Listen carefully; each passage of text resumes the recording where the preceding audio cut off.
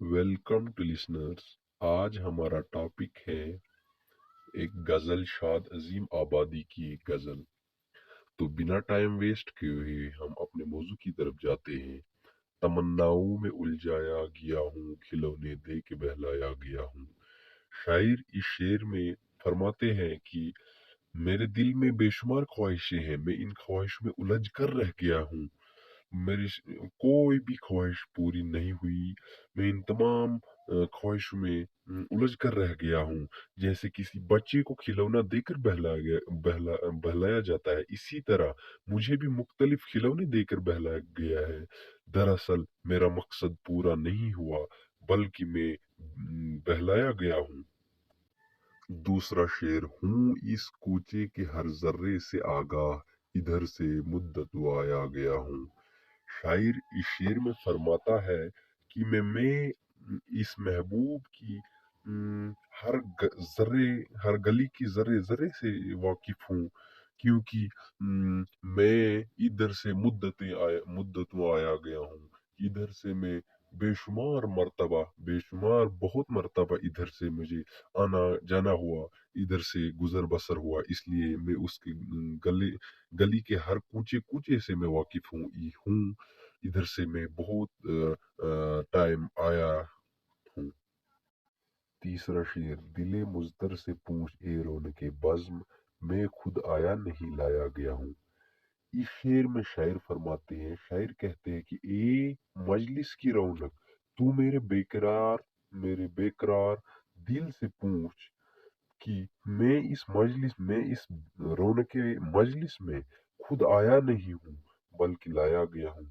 इस दुनिया की रौनक व मजलिस में चंद रोज हैं, मगर ये चंद रोज मजलिस फना होने वाली है। वो अपनी मर्जी से नहीं आया, इसलिए मैं खुद आया नहीं लाया गया हूँ।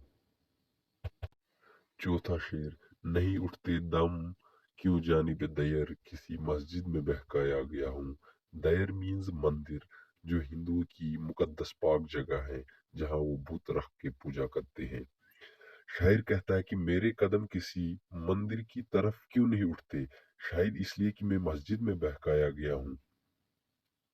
शायर कहता है कि मुझे अपने महबूब से इश्क है, जिसे इश्क बता भी कहते हैं।